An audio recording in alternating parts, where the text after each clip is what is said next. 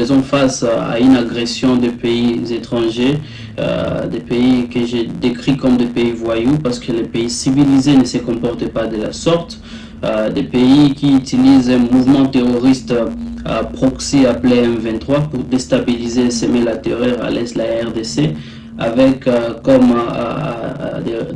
des revendications territoriales, ce qui est totalement inadmissible.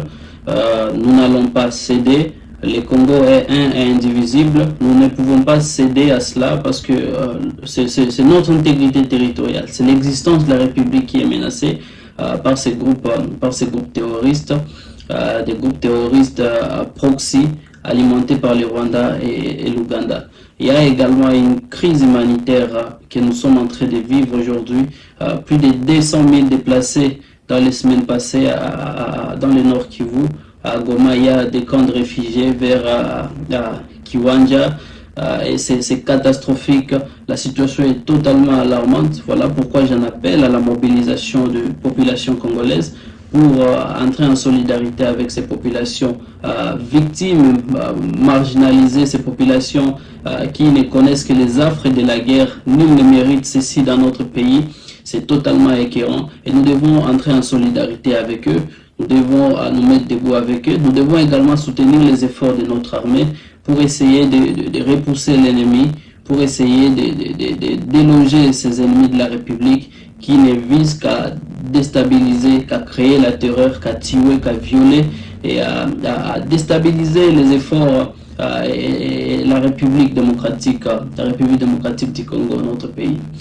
Mais malgré cela, il faut également reconnaître une chose, que nous sommes là où nous sommes aujourd'hui à cause du leadership congolais, parce que nous sommes face à une classe politique qui n'a jamais compris et qui ne veut jamais apprendre de l'histoire.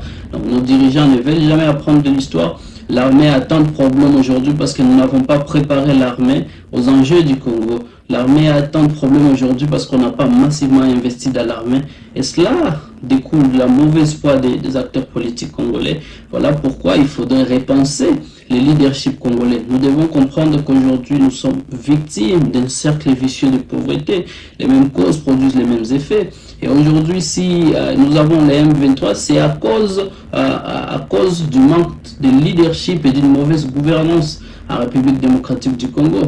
Le conflit n'a pas commencé aujourd'hui et il y a tant d'autres groupes armés en RDC. La prolifération de ces groupes armés est due en majeure partie à cause de l'absence de l'État. Il y a plusieurs no man's land en RDC, plusieurs zones non contrôlées par l'État en RDC. Et cela montre à quel point nous avons un État irresponsable qui ne prend pas soin de ses citoyens. Et cela crée un problème. Cela crée un problème parce que si un État ne respecte pas les contrats sociaux, les pactes républicains, ce sont des guerres à répétition qui vont se perpétuer dans cette société. Vous savez, on a des leaders parce que nous décidons de leur octroyer nos droits, une partie de nos droits, pour qu'elles puissent nous protéger tous ensemble. C'est les contrats sociaux. C'est les contrats sociaux et elles doivent être redevables. Mais la redevabilité n'existe pas, malheureusement, chez nous en RDC. Et voilà, nous sommes en train de subir aujourd'hui les conséquences à cause de cette absence de redevabilité. Il n'y a pas de contrat social, c'est le sous-développement partout. C'est la classe politique qui s'enrichit. Nous sommes face à une oligarchie politique. Et cela n'a pas commencé qu'avec le régime actuel. C'est depuis la période post-indépendance que le pays a commencé sa chute libre aux enfers. Et nous devons nous amender. Nous devons nous amender parce qu'on ne peut plus continuer comme ça. Voilà pourquoi la jeunesse aujourd'hui doit se mobiliser. La jeunesse doit se mobiliser pour, défendre l'intégrité territoriale et savoir qu'elle est responsable de sortir le pays de cette crise. Nous devons nous prendre main dans la main et nous dire non, on en a marre, on ne peut plus continuer à se comporter de cette façon. Il y a un sérieux problème de leadership, il y a un sérieux problème de bonne gouvernance dans notre pays. Alors il est grand temps que l'on se mette ensemble et que se dise enough, On est fatigué, on ne doit plus continuer dans ce sens. Nous devons sortir de ce cercle vicieux de pauvreté. Nous sommes dans un cercle vicieux, dans un cercle infernal. Les mêmes causes produisent les mêmes effets, et ainsi de suite. Alors, nous devons assumer la grandeur du Congo. Et la grandeur ne s'assume pas dans la complaisance, en étant partisan ou en courant derrière les leaders. Les jeunes doivent savoir que notre pays est en danger. Ce sont nos avenirs qui sont hypothéqués. Mais qui parle du Congo de 2040? Aujourd'hui, c'est le Rwanda. Peut-être que demain, c'est la République centrafricaine. Le Congo est au cœur des enjeux. 9 voisins.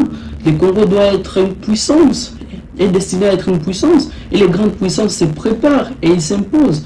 Et pour s'imposer, il faut s'imposer par la bonne gouvernance, en mettant d'abord sa population à l'abri des besoins primaires, en mettant sa population dans de bonnes conditions, en réformant la société, en ayant une armée capable. Et puis, à partir de là, personne ne pourra plus badiner avec les grands Congo. Nous devons savoir qu'aujourd'hui, c'est peut-être la guerre de minerais. Demain, ça sera peut-être la guerre de l'eau. Après-demain, peut-être la guerre à cause de nos forêts. Il y a la désertification du côté de l'Afrique du Nord et comme ça. Vous savez, il est grand temps que l'on prenne nos responsabilités entre nos mains. On ne doit plus continuer à laisser les pays entre les mains des politiques sans vergogne, qui ne visent que leur intérêt privé. Et lorsque la situation devient calamiteuse, ils disent que non, la population doit venir encore en solidarité avec eux. Mais nous sommes républicains, nous sommes en solidarité avec la République, mais pas avec les politiciens, parce qu'ils sont responsables de cette situation. Ce ne sont pas les Blancs. Nous cherchons toujours des boucs émissaires. Ce ne sont pas les Blancs qui sont les responsables primaires de cette situation, ou même les Rwandais. Ces gens sont en train de profiter. Ils sont en train de profiter de la faiblesse du Congo. Voilà pourquoi nous devons nous mettre ensemble en tant que jeunesse. La balle est dans notre camp jeunesse congolaise. Ne soyons pas partisans. On ne doit pas vendre nos espoirs, l'espoir de nos pays sur des postes inutiles. Nous pouvons construire un pays grand, capable de satisfaire les besoins de tous et où tout le monde pourra vivre avec dignité. Le Congo a beaucoup à offrir à tout le monde. Il suffit tout juste de placer nos intérêts égoïstes à côté et de nous unir derrière les valeurs de la République, de nous unir derrière des principes pour essayer de construire notre pays. On ne doit plus continuer à commettre les mêmes erreurs et espérer avoir des résultats qui sont positifs. Ça ne se passe pas de cette façon. Il est grand temps que l'on se mette ensemble et que l'on s'unisse et pour que l'on change la donne. La balle est dans les camps de la jeunesse. Après avoir fini avec les M23, en tout cas, il faudrait que nous puissions nous préoccuper avec fermeté de la mauvaise gouvernance qui s'est toujours perpétuée dans notre pays. On doit sortir de ces cercles vicieux et assumer la grandeur du Congo. On doit entrer dans le réalisme. On doit voir la réalité en face et non pas être toujours dans la victimisation. Nous ne sommes pas victimes, nous sommes également acteurs et responsables de tout ce qui nous arrive aujourd'hui. Nous allons vaincre ces terroristes, nous allons vaincre ces pays, mais il faudrait également, pour que nous ne puissions plus continuer à faire face à des crises pareilles à l'avenir, des petits pays comme le Rwanda, continuer à nous indexer de cette façon, il faudrait que nous puissions nous reconstruire à partir de l'intérieur et que l'on assume la grandeur du Grand Congo. Le Mumba nous l'avait dit, le Congo est grand et il nous faut de la grandeur pour assurer sa grandeur. Soyons grands, mes chers amis, et contribuons au développement et à l'avancement de ce pays. Personne ne le fera à notre place. La responsabilité incombe et appartient à la jeunesse congolaise. Nous devons être une génération de la différence et briser, casser, nous déconnecter, nous déphaser de ce cercle vicieux de pauvreté qui nous ramène toujours au sous-développement. Nous ne pouvons pas continuer avec les mêmes pratiques et espérer avoir des résultats probants. Il est grand temps pour nous de dire non et de décider un chemin, une route pour le Congo. Nous devons tracer des trajectoires, des grandeurs pour notre pays. Que Dieu vous bénisse, qu'il bénisse le Congo, qu'il bénisse nos frères RDC qui sont au front et que nous puissions nous unir autour des valeurs. La jeunesse, nous sommes majorité.